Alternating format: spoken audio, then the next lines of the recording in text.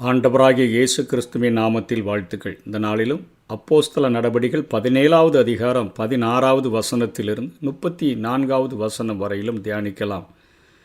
அத்தேனே பட்டணத்தில் பவுல் என்கிற தலைப்பின் கீழாக இந்த செய்தியை நாம் கற்றுக்கொள்ள முடியும்.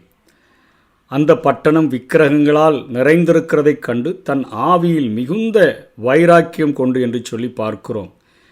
மிகுந்த வைராக்கியம் என்பது வேதனையினால் உண்டாகிற மிகுந்த வைராக்கியம். கிறிஸ்துவின் சிந்தை உடைய அனைவரிடத்திலும் பாவத்துக்கு எதிராகவும் ஒழுக்கக்கேட்டுக்கு எதிராகவும் ஒரு பரிசுத்த கோபம் உண்டாக வேண்டும் என்பதை இந்த பகுதியானது நமக்கு காட்டுகிறது. மனித குலத்தை அழித்து கொண்டிருக்கும் தேவனுக்கு விரோதமான பாவத்துக்கு எதிராக மிகுந்த வேதனையினால் உண்டாகிற வைராக்கியம்தான் அங்கே பவுலுக்கு உண்டாகிறது. 1 கொரிந்தியர் 6வது அதிகாரம் 17ஆம் வசனத்தில் சொல்லப்பட்டிருக்கிறதே, கர்த்தரோடு இசைந்திருக்கிறவன் அவரோட ஒரே ஆவியாய் இருக்கிறான். இயேசு கிறிஸ்துவுக்குள்ளாக எப்படி ஒரு மிகுந்த வேதனையினால் ஒரு வைராக்கியம் உண்டானதோ அதே போல பவுலுக்குள்ளாக இப்படிப்பட்ட காரியங்கள் உண்டாகிறதை பார்க்கிறோம். அதினா தேவியை பாதுகாவலின் தெய்வமாக கொண்டு கடல் மட்டத்திலிருந்து சுமார் 150 மீட்டர் உயரத்தில் பாறைகள் நிறைந்த ஒரு குன்றின் மீது அத்தனை பட்டணம் கம்பீரமாக நின்று கொண்டிருந்தது.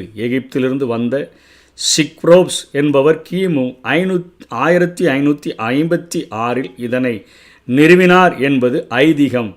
இப்பட்டணத்தார் பெர்சியரை கிமு 490 நடந்த மாரத்தான் போரில் வென்று அவர்கள் வரலாறு படைத்தார்கள். இந்த நகரம் பெரிக்லிஸின் காலத்தின் கலையிலும் சிற்பத்திலும் இலக்கியத்திலும் அது சிறந்து விளங்கக்கூடிய பட்டணமாக இருந்தது. இக்காலத்தே அத்தனேயினுடைய பொற்காலம் என்று சொல்லி அழைப்பார்கள். அதனுடைய கலாச்சாரத்தாலும் தத்துவ சிந்தனையாளர்களான சாக்ரட்டிஸ் அவர் கிமு 469 399 வரையிலும் வாழ்ந்தவர். பிளேட்டோ என்கிறவர் கிமு 427 347 வரையிலும் வாழ்ந்தவர். அரிஸ்டாட்டில் கிமு 384 322 வரையிலும் வாழ்ந்தவர்கள். இவர்களால் இந்த அத்தனை பட்டணமானது புகழ்பெற்று இருந்த ஒரு பட்டணமாக இருந்தது. பவுல் ஏதேன்ஸை அடையும் பொழுது அரசியல் ரீதியாக அது தளர்ச்சி கண்டிருந்தாலும் தத்துவ குன்றுகள் தங்கள் பிரதாபத்தை இழக்கவில்லை என்றே சொல்ல முடியும். அங்குள்ள விக்கிரகங்களையும் அறியப்படாத தேவனுக்கான வழிபாடுகளையும் கண்டபொழுது பவுலால் அடங்கியிருக்க முடியவில்லை. தத்துவ ஞானங்களின் முட்டாள்தனத்துக்குள் தனது சுவிசேஷ ஒளியை உயர்த்தி பிடிக்கும் ஆவேசத்துடன் இங்கு பவுல் பல களம் இறங்குகிறதை நாம் பார்க்கிறோம். சிறந்த தத்துவ ஞானி என புகழப்படும் சாக்ரட்டிஸின் நாட்டில தலை சிறந்த தத்துவத்துடன் ஜெப ஆலயங்களிலும் சந்தை வெளிகளிலும் ஆவேச பிரசங்கங்களை அவர் அங்கே நடத்துகிறதை பார்க்கிறோம். அதை கண்ட மனித ஞானங்கள் அவரை கண்டதை பேசும் வாயாடி என்று சொல்லி இகழ்ந்ததையும் இந்த பகுதியிலே நாம் பார்க்கிறோம். அவரை தத்துவ ஞானிகள் சந்தித்து வாதாடினார்கள். அதில் எப்பிக்குரரும் ஸ்தோயிக்கரும் அதிலே ஞானத்திலே சிறந்து விளங்கின ஒரு தத்துவத்தை கடைபிடித்த கூட்டத்தாரை குறித்து நாம் இங்கே எழுதியிருக்கிறதை பார்க்கிறோம். எப்பிக்கூரர் அப்படின்னு சொன்னால் அவர்கள் எப்படிப்பட்ட கொள்கை உடையவர்கள்? இவர்கள் எப்பிக்கூரஸ் அவர் கிமு 341 270 வரையிலும் வாழ்ந்தவர். இவருடைய போதனைகளை பின்பற்றுகிறவர்களை எப்பிக்கூரர் என்று சொல்லி அழைத்தார்கள். வாழ்க்கை லட்சியம் இன்பமே என்பதுதான் இவர்களுடைய கொள்கை. அந்த இன்பத்தை மரண பயத்தை நம்முடைய வாழ்விலிருந்து விலக்குகிறதன் மூலமும், அதாவது வழிகள் தேவையில்லாத மன வழிகளிலிருந்து விடுதலை பெறுகிறதன் மூலமும், பிறரை அன்பு செலுத்துகிறதன் மூலமும் இதனை பெறலாம் என்று சொல்லி போதித்தார்கள். ஆனால் இதை நடைமுறைப்படுத்தி பார்த்தபொழுது உண்மையான இன்பத்தை பெற முடியாததினால அவர்கள் சிற்றின்பங்களிலே இந்த இன்பத்தை பெறக்கூடியவர்களாக மாறிவிட்டார்கள். தேவர்கள் இருந்தாலும் அவர்கள் பூமியின் நிகழ்ச்சிகளில் தலையிடுவதில்லை என்று சொல்லி அவர்கள் போதித்தனர். உள்ளத்தின் புனித மகிழ்ச்சியை அடைய நினைத்த இவர்கள் அதை அடைய முடியாதபடியினால சிற்றின்ப மகிழ்ச்சியில் அவர்கள் சுகம் காணத் தொடங்கினார்கள். ஆத்துமாவின் நித்தியமான ஒரு நிலைப்பு பற்றி இவர்களுக்கு நம்பிக்கை இல்லாமல் இருந்தது. அதே போல ஸ்தோயிக்கரும் பவுலிடத்தில் வாதாடுகிறார்கள். செனோ என்று சொல்லி அழைக்கப்பட்டவர் கிமு 334 262 வரையிலும் வாழ்ந்தவர். கிரேக்க மொழியில் ஸ்தோவா என்று அழைக்கப்படுகிற புதுமுக மண்டபம், போர்ச் என்று சொல்கிறோமே, அதனுடைய பொருள் அந்த இடத்துல இந்த செனோ என்பவர் உட்கார்ந்து போதித்தபடினால இதற்கு ஸ்தோயிக்கர் என்கிற பெயரானது உண்டாயிற்று. இதில் நம்பிக்கை உடையவங்க என்ன சொல்லுவாங்கன்னு சொன்னால், எல்லாமே விதிப்படி நடக்கும் என்று சொல்லி பேசுவார்கள். தேவனும் விதிக்கு கட்டுப்பட்டவர் என்று சொல்லி போதிப்பார்கள். இவர்களும் ஆத்துமாவின் நித்திய நிலைப்புத்தன்மையை நம்பவில்லை. சன்மார்க்க வாழ்வுக்கு முக்கியத்துவம் அளித்தனர். எனவே தற்பெருமை பிடித்தோரும் சுயதிருப்தி கொண்டோருமாக இவர்கள் இருந்தார்கள். இன்றைக்கும் அநேகரை நாம் பார்க்க முடியும். எப்பிக்கூரரை போல எப்பொழுதும் தங்களுடைய வாழ்க்கையில் இன்பத்தை அனுபவிக்க வேண்டும்.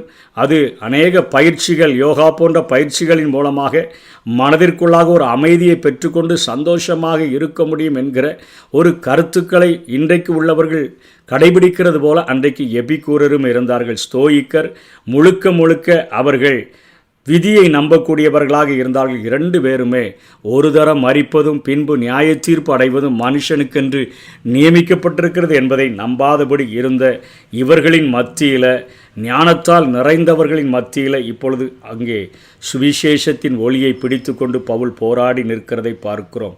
அவர்கள் மத்தியில் தூய கிரேக்க மொழியில் அவர் தத்துவ நூற்களையே மேற்கோள் காட்டி உயிருள்ள தேவனை விக்கிரகங்களுக்கு சமமாக்குவது தவறென்றும், ஒரே கடவுள் உண்டென்றும், உயிர்த்தெழுதல் உண்டென்றும், நியாயத்தீர்ப்பு உண்டென்றும் அவர் பேசுகிறார். அவருடைய இந்த உரையானது அவர்களை நகைப்புக்கு உள்ளாக மாற்றுகிறதை பார்க்கிறோம். தத்துவ பதர்களை ஓயாமல் கேட்டுக்கொண்டிருந்த அந்த மேடையினுடைய நியாயாதிபதிகளில் ஒருவன் தியோனிசியு என்கிறவன் மனம் திரும்பிவிட்டான். தாமரி என்று சொல்லக்கூடிய ஒரு பணக்கார பெண்ணும் அங்கே மனம் திரும்பினதை பார்க்கிறோம். யூதா 22வது வசனத்தில் சொல்லப்பட்டது போல நீங்கள் என்ன செய்யணும்னு அங்கே சொல்லியிருக்குது. சிலருக்கு இரக்கம் பாராட்டி சிலரை அக்கினியிலிருந்து இழுத்து விட்டு பயத்தோடு என்று சொல்லி அங்கே சிலரை ரட்சித்து என்று சொல்லுகிற காரியத்தின்படி தீக்கிரையாக்க நரகத்திற்குள்ளாய் செல்ல கூடிய மக்களை அங்கே அத்தனை பட்டணத்தில் ஒரு சிலரை அங்கே பவுலானவன் போராடி அங்கே ரட்சிக்கிறதை நாம் பார்க்கிறோம். அவர்களுக்கு அருமையான சத்தியத்தை அவர்களுக்கு போதிக்கிறார். உலகத்தையும் அதிலுள்ள அனைத்தையும் உண்டாக்கினவர் தேவன் என்று போதிக்கிறார். வானத்திற்கும் பூமிக்கும் ஆண்டவர் என்று சொல்லிக் கொடுக்கிறார். கைகளினால் கட்டப்பட்ட கோவில்களில் நீங்கள் அறியப்படாத அந்த தேவன் வாசமாக இருக்க மாட்டார் என்று சொல்லுகிறார். மனுஷர் கைகளினால் அவர் பணிவிடை கொள்கிறதும் இல்லை என்று பேசுகிறார். அனைவருக்கும் ஜீவனையும் சுவாசத்தையும் அனைத்தையும் கொடுக்கிற ஆண்டவர் என்று அவர்களுக்கு சொல்லிக் கொடுக்கிறார். மனித இனத்தை ஒரே இரத்தத்தில் தோன்ற பண்ணினார் என்று சொல்லிக் கொடுக்கிறார். தீர்மானிக்கப்பட்ட காலங்களையும் குடியிருப்பின் எல்லைகளையும் அவரே மனிதர்களுக்கு குறித்து கொடுக்கிறார் என்று சொல்லுகிறார். தடவியாகிலும் கண்டுபிடிக்க ஆண்டவர் அங்கே போதிக்கிறவராக தடவியாகிலும் கண்டுபிடிக்கக்கூடிய அளவிற்கு சமீபத்தில் இருக்கிறார் என்று சொல்லி அவர்களுக்கு சொல்லிக் கொடுக்கிறார். அவருக்குள் பிழைக்கிறோம், அசைகிறோம், இருக்கிறோம் என்று சொல்லி ஆண்டவருக்குள்ளதான் எல்லா காரியங்களும் மனிதனுக்குள்ளாய் நடக்கிறது என்பதை அவர்களுக்கு சொல்லிக் கொடுக்கிறார். இப்பொழுது சொல்லுகிறார், அறியாமை உள்ள காலங்களை தேவன் காணாதவர் போல் இருந்தார்.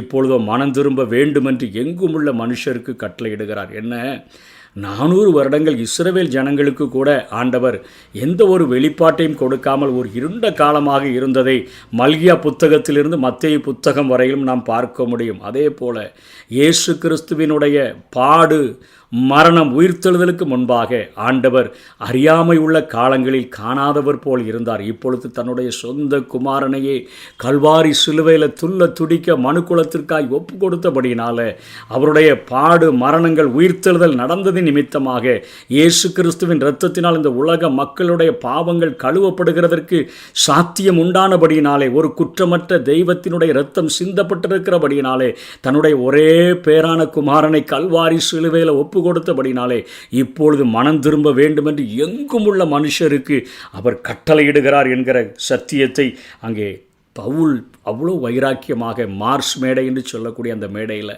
அறியப்படாத தேவனுக்கென்று எழுதியிருக்கிற அந்த அடைமொழிக்கு கீழாக நின்று கொண்டு நான் பிரசங்கிக்கிறேன் என்று சொல்லி அங்கே பேசுகிறதை பார்க்கிறோம். நியாய தீர்ப்பு வரையிலும் அவர்களுக்கு அங்கே எடுத்துரைக்கிறதை பார்க்கிறோம். அது நிமித்தமாக ஒரு சில கனிகளையே அங்கே அவர் பெற்றுக்கொள்ள முடிகிறது.